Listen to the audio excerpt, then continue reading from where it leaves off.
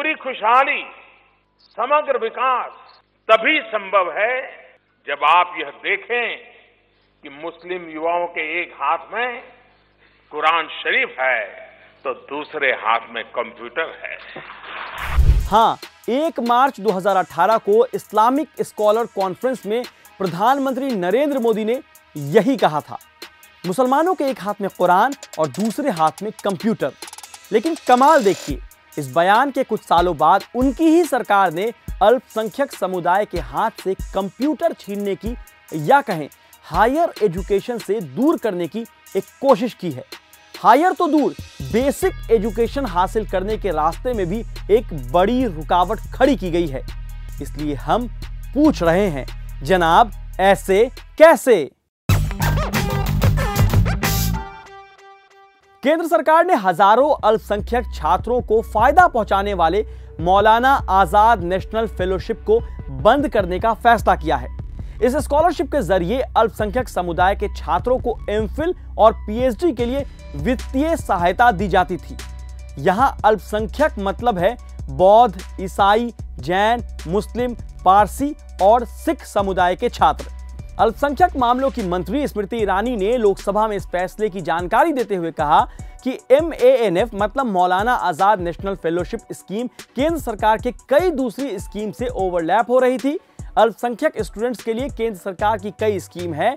इसी को देखते हुए सरकार ने फैसला लिया है कि MANF स्कीम को हम बंद कर रहे हैं। लेकिन उन्होंने ये नहीं बताया कि मौलाना आजाद नेशनल फेलोशिप दूसरी कौन सी स्कीम से ओवरलैप हो रही है, जिसकी जानकारी देश भर के अल्पसंख्यक छात्रों को क्यों नहीं है। और अगर यह मान भी लिया जाए तो सवाल यह उठता है कि दो स्कॉलरशिप कैसे ओवरलैप हो सकता है, जबकि स्कॉलरशिप देने वाली संस्था एक ही है, UGC। स्कॉलरशिप ओवरलैप की दलील के पीछे की कहानी आपको समझाते हैं। पीएचडी के लिए UGC के जरिए नेट JRF का टेस्ट देना होता है। नेट परीक्षा में सब्जेक्ट के मुताबिक सबसे ज्यादा नंबर लाने वाले शुरुआती कुछ छात्रों को जूनियर रिसर्च फेलोशिप यानी JRF मिलता है। JRF के लिए क्वालिफाइड छात्रों को UGC की तरफ से हर महीने करीब 30,000 रुपए दिए जाते हैं। अब समझने वाली बात यह है कि अल्पसंख्यक समुदाय के वे छात्र जो JRF क्वालिफाई नहीं हुए हैं लेकिन नेट क्वालिफाई हैं, वही मौलाना आजाद नेशनल फेलोशिप के लिए आवेदन कर सकते थे। यहां सिर्फ अल्पसंख्यक होने के आधार पर स्कॉलरशिप नहीं मिल रही थी, बल्कि नेट की परीक्षा और परिवार की आय के आधार पर ही मौलाना आजाद नेशनल फेलोशिप मिल सकती थी। फेलोशिप वेबसाइट पर मानकों के मुताबिक लाभार्थियों या उनके अभिभावकों की सालाना आय सभी सोर्स से 6 लाख रुपए प्रति वर्ष से अधिक नहीं होनी चाहिए। फिर यह तो साफ है कि जिसे JRF मिलता है उसे मौलाना आजाद नेशनल फेलोशिप छोड़नी पड़ती है, क्योंकि दोनों फेलोशिप UGC ही देती है। फिर ये ओवरलैप कैसे हो सकता है?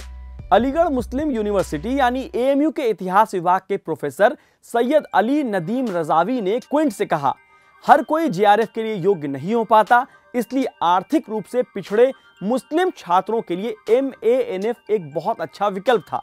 अगर सरकार वास्तव में ओवरलैप के बारे में कह रही है तो वैकल्पिक कार्यक्रमों के नाम क्यों नहीं प्रदान करती है? आपको बता दें कि UPA सरकार के दौरान शुरू हुई फेलोशिप सच्चर कमेटी की सिफारिशों के मुताबिक लागू की गई थी। इसमें भारत के मुसलमानों की सामाजिक, आर्थिक और शैक्षिक स्थिति का अध्ययन किया गया था। लेकिन इस बार इस फेलोशिप को बंद करने के लिए कौन सी स्टडी हुई है?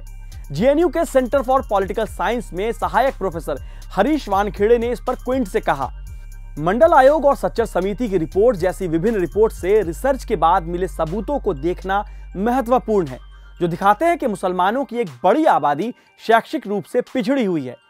सच्चर समिति की रिपोर्ट मुस्लिम छात्रों के ड्रॉप आउट दर जैसी कठोर वास्तविकताओं को उजागर करती है।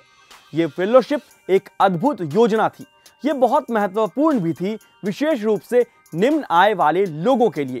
अब आप सरकारी आंकड़ों को ही देखिए। देश में सभी समुदायों के बीच उच्च शिक्षा में मुसलमानों का सबसे कम ग्रॉस इनरोलमेंट रेशियो 16.6% है, जबकि राष्ट्रीय औसत 26.3% है। हायर एजुकेशन इनरोलमेंट में मुसलमानों की हिस्सेदारी 2010-11 में 2.53% थी, जो बढ़कर 2019-20 में 5.45% हो गई। इसी दौरान टीचिंग फैकल्टी में भी उनकी हिस्सेदारी 2.95% से बढ़कर 5.55% हो गई। इससे साफ होता है कि अवसर दिए जाने पर अल्पसंख्यक समुदाय मुख्य धारा में रहने का इच्छुक है। फिर MANF जैसी फेलोशिप को बंद करके इन्हें आगे बढ़ने से क्यों रोका जा रहा है? अब आते हैं एक और स्कॉलरशिप पर जिसे सरकार ने बंद करने का फैसला किया है और मीडिया को इस पर डिबेट करने की फुर्सत तक नहीं मिली। सरकार ने अन्य पिछड़ा वर्ग यानी OBC और अल्पसंख्यक समुदाय के लिए अपनी प्री मैट्रिक स्कॉलरशिप स्कीम योजना को क्लास 1 से लेकर 8 तक के लिए बंद कर दी है और अब यह सिर्फ 9वीं और 10वीं क्लास के छात्रों तक सीमित रहेगी। सरकार ने नेशनल स्कॉलरशिप पोर्टल पर एक नोटिस में अपने फैसले को सही ठहराते हुए कहा है कि शिक्षा का अधिकार कानून 2009 हर बच्चे को अनिवार्य प्रारंभिक शिक्षा मतलब पहली कक्षा से 8वीं कक्षा तक की पढ़ाई मुफ्त प्रदान करता है, इसलिए इस योजना को बंद किया जाता है। अब सवाल है कि सरकार ने कौन सी रिसर्च कराई है जिसके आधार पर इन स्कॉलरशिप को बंद कराया गया है? सरकार के पास कौन से आंकड़े हैं जो ये बताते हैं कि अल्पसंख्यक समुदाय की हालत अब बेहतर हो गई है, इसलिए इन स्कॉलरशिप को बंद कर दी जाए? एक मिनट, अल्पसंख्यकों के स्कॉलरशिप खत्म किए जाने पर जो लोग खुश हो रहे हैं वो ये जान लें कि उनकी पढ़ाई भी अंधेरे से ज्यादा दूर नहीं है।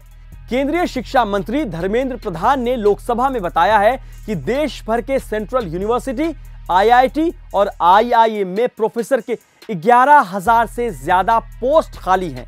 देश के 45 सेंट्रल यूनिवर्सिटी में स्वीकृत 18,956 पदों में से प्रोफेसर, एसोसिएट प्रोफेसर और असिस्टेंट प्रोफेसर के कुल 6180 पद खाली पड़े हैं।